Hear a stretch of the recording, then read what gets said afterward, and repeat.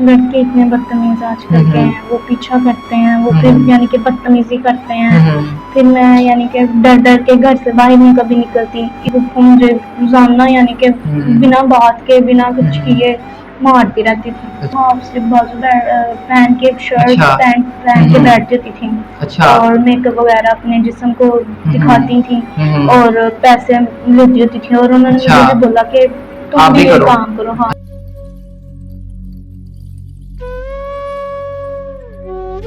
ہمارے ساتھ 17 سالہ عالیہ موجود ہے. ان سے بات کرتے کہ ان کی سٹوری کیا ہے اور ان کی 14 سال کی عمر میں شادی ہوئی.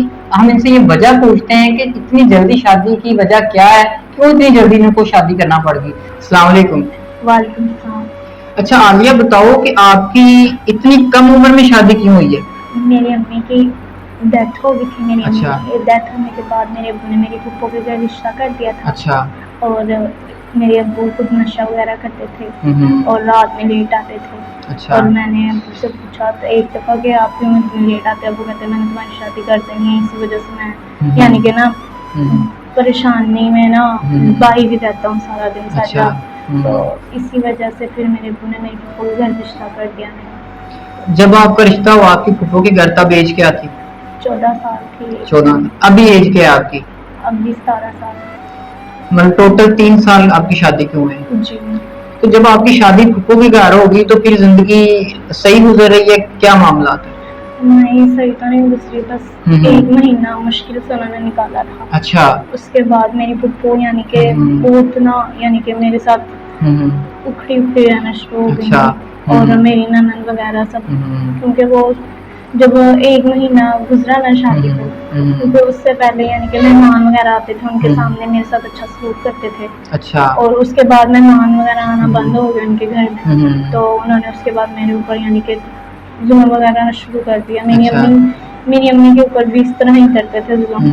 تو ان کے بعد پھر امی فوت ہوئی ہیں تو انہوں نے یہی فائدہ اٹھایا کہ میں اپنی یعنی کہ اس کو پیچھے بیک گراؤنڈ اس کا ہے نہیں پوچھنا تو کسی نے ہے نہیں تو ہم جو مرضی سے کریں. جی یہی بات ہے. میرے ابو بھی آتے تھے، میرے ابو کے سامنے بھی بولتی تھی میرے ساتھ. اچھا. تو وہ کیا نام ہے ابو کچھ بھی نہیں کہتے تھے. کیا کیا کہتے تھی آپ کی پھپھو؟ میری پھپھو مجھے یہی کہتی تھی کہ تم یعنی کہ پیچھے سے آئی ہو، کچھ نہیں لے کے آئی. ٹھیک ہے میں نے تمہارا سارا خرچہ کیا ہے اور اوپر سے تم یعنی کہ یہاں پہ ہمارے اوپر بوجھ بن کے بیٹھی ہوئی ہو. تم جاتی کیوں نہیں اپنے گھر؟ تمہارے ابو بھی آ جاتے ہیں ہر دوسرے دن کے بعد. اور ابو نے پہلے ان سے پیسے لیے ہوئے تھے 50,000 روپیہ. اچھا. اور اس کے بھی تانے مجھے ہی سننے پڑتے تھے. میرے ابو نے 50,000 روپیہ رکشے کی وجہ سے لیا تھا. ان کے پاس رکشہ خراب ہو گیا تھا، انہوں نے لون لینا تھا. تو 50,000 روپے میرے ابو نے یعنی کہ لیا ان سے. تو وہ کیا نام ہے ان کے تانے بھی میری پھپھو مجھے ہی دیتی تھی. میری کزنس وغیرہ ابروڈ کرتی تھی لیگل لائف. تو وہ کہتی تھی اس کے اوپر بیٹھ کے تم مجھے پیسے پورے کر کے دو. اچھا. آپ کی پھپھو یہ بات کہتی تھی؟ جی میری پھپھو یہ بات. اور کیا کیا کہتی تھی؟ اور میرے ہسبینڈ بھی یہی کہتے تھے کہ تم یعنی کہ گھر سنبھالو اور یہ اس کے اوپر جاب کرو اور جو ان سے میری امی کی رقم بنتی ہے وہ دو اور جاؤ یہاں سے. اچھا. مطلب ہمارے پیسے پورے کرو اور ہماری جان چھوڑو. جی یہی بات تھی. تو آپ نے بولا نہیں کہ یہ بچے پیدا کیے ہیں؟ یہ میں نے ان کو بولا ہے. وہ کہتے ہیں ہمارے بچے ہمیں دے دو، ہم پال لیں گے جیسے بھی پالنے ہوں گے. تو وہ پہلے بھی ان کے یعنی کہ بیٹی کے بچے تھے، وہ ان کے ساتھ صحیح رہتی تھی. میرے بچے میں نے ہی پالنے ہیں، میں نے کچن میں جانا ان کو ساتھ لے کے جانا ہے. اچھا. میں نے کام کرنا ان کو ساتھ میں بٹھا کے کرنا ہے. اچھا. جو آپ کے شوہر تھے ان کا رویہ آپ کے ساتھ کیسا تھا؟ ان کا رویہ صرف 2 مہینے اچھا رہا ہے. 2 مہینے اچھا رہا ہے. تو اس کے بعد وہ بھی اپنی امی کے ساتھ مل گئے. اور بہنیں اس کی یعنی کہ اس کو وہ نہیں کام کرتا تھا. اس کی بہنیں جو اسے لیگل لائف کرتی تھی اس میں یعنی کہ پیسے ان کو پیمنٹ وغیرہ آتی تھی وہ ان کے اوپر ہی رہتا تھا اور خود کام نہیں کرتا تھا. اور اس کے بعد وہ ان کی ہی بات سنتا تھا، میری بات نہیں سنتا تھا. کتنی نند تھی آپ کی؟ میری 3 نند تھی. اچھا. تینوں لیگل لائف پہ کرتی تھی؟ 2 کرتی تھی. اچھا. اور ایک شادی شدہ تھی. اس کے میرے مجھ سے بھی بڑے بچے تھے اس کے. اچھا. ٹھیک ہے. 5 بچے تھے اس کے. وہ یعنی کہ آتی تھی ہفتے بعد 2 ہفتے بعد مہینہ رہ کے چلی جاتی تھی. اور ان کے بچوں کا بھی خیال میں نہیں رکھنا ہوتا تھا. اور ان کا بھی اپنی ساس کا بھی اپنی دونوں نند کا بھی اور اپنے ہسبینڈ کا بھی 3-4 بچے تھے ان کے. میری جو دوسری نند فوت ہوئی ہیں ان کے بھی بچے تھے. اچھا وہ سب ان کا سب کا خیال میں نے ہی رکھنا تھا. اتنی بڑی فیملی اور کام کرنے والا صرف ایک. جی. اچھا مجھے آپ بتاؤ جب بیگو لائف کے اوپر وہ آپ کی نند وغیرہ بیٹھ کے پیسے کماتی تھی تو کیا طریقہ کار تھا؟ لائیو ظاہر بات اس میں تو سب کو پتا ہے کہ لائیو چیٹ کرنی پڑتی ہے، تو کیا طریقہ کار تھا، کیسے پیسے کماتی تھی؟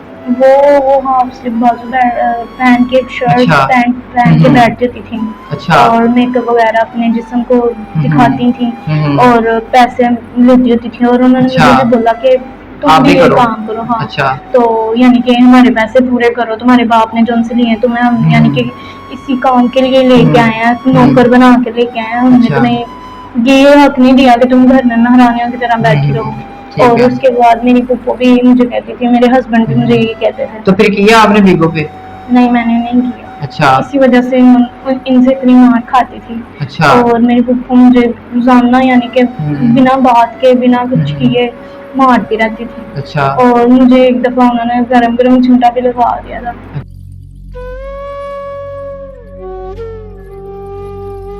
شوہر بھی اپنی امی کے کبھی بہنوں کے پیچھے لگ کے مجھے مارتے تھے. اچھا. ایویں فضول باتوں میں. تو وہ کچھ بھی باتیں بنا کے ان کو میرے پیچھے یعنی کہ لگا دیتی. مجھ پہ الزام بھی لگایا میرے نند کے بیٹے کا نا. اچھا. وہ میرے جتنا ہی ہے، چھوٹا ہے مجھ سے 1 سال. تو وہ کہتی ہے میری نند بڑی جن سے کہتی ہے، کہتی کیا نام ہے یہ اس کے ساتھ نا ایویں اس کے ساتھ باتیں کرتی رہتی ہے، فضول میں ہنستی رہتی ہے، اس کے ساتھ خراب ہے یہ وہ. مجھ پہ الزام، میرے ہسبینڈ نے مجھے اتنا مارا اس کی وجہ سے.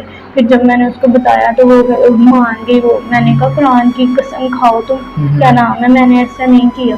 تو پھر وہ مان گئی تھی. اچھا مطلب جھوٹے الزام لگا کے آپ پہ تشدد اور ظلم کرتے تھے. اور تیسری میری نند گھر میں آتی تھی ہمارے، اس نے مجھ پہ چوری کا الزام لگا دیا کہ میری 2 انگوٹھیاں اور 1 لوکٹ میرا اٹھایا اس نے. تب میں اپنی بہنوں کی طرف آئی تھی تو انہوں نے پیچھے سے مجھ پہ یہ الزام لگا دیا. تو وہ میری جو سی ساس تھی نا ان کے پاس سے نکلی تھی 2 انگوٹھیاں اور لوکٹ. تو مطلب آپ کے اوپر مختلف الزام لگا کے وہ چاہتے تھے کہ آپ کو گھر سے نکال دیں، کسی کو بہانہ تلاش کرتے تھے. جی.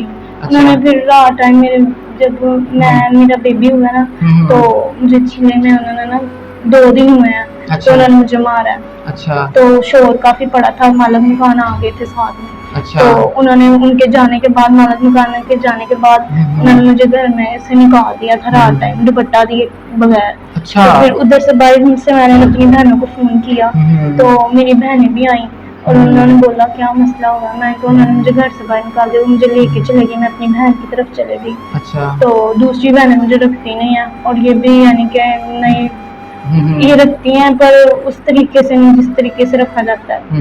تو مطلب وہ خود کی افورڈ خرچہ کریں یا آپ کا کریں. جی یہی بات ہے. اچھا. تو ان کے ہسبینڈ بھی یعنی کہ بہت نا برے ٹائپ کے آدمی مجھ پہ نظر رکھتے ہیں. اچھا. تو اسی وجہ سے میں نا کچھ کرنا چاہتی ہوں.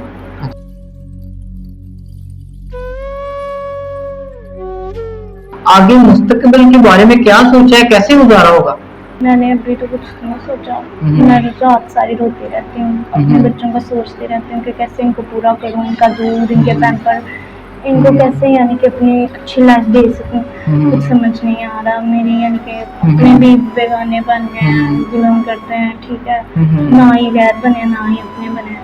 اگر کوئی آپ کو آفر آتی ہے کہ جی ہم آپ کے بچوں کو بھی اپنا نام دیتے ہیں، آپ کو رہنے کے لیے رہائش بھی دیتے ہیں، گھر بھی دیتے ہیں، آپ کی خواہشات بھی پوری کرتے ہیں، آپ کو کپڑا، جوتی، مکان، جو زندگی ضرورت کی چیزیں ہیں، اگر کوئی اس طرح کا کوئی آپ کو پرپوزل آتا ہے تو اس بارے میں آپ کا کیا خیال ہے؟ پھر میں ان کے ساتھ یعنی کہ کروں گی، ان کے ساتھ بات کروں گی، ان کو دیکھوں گی، میری یعنی کہ خرچہ وغیرہ اٹھائے گا، میری ضرورت کی چیزیں مجھے دے گا تو میں ان کے ساتھ شادی کروں.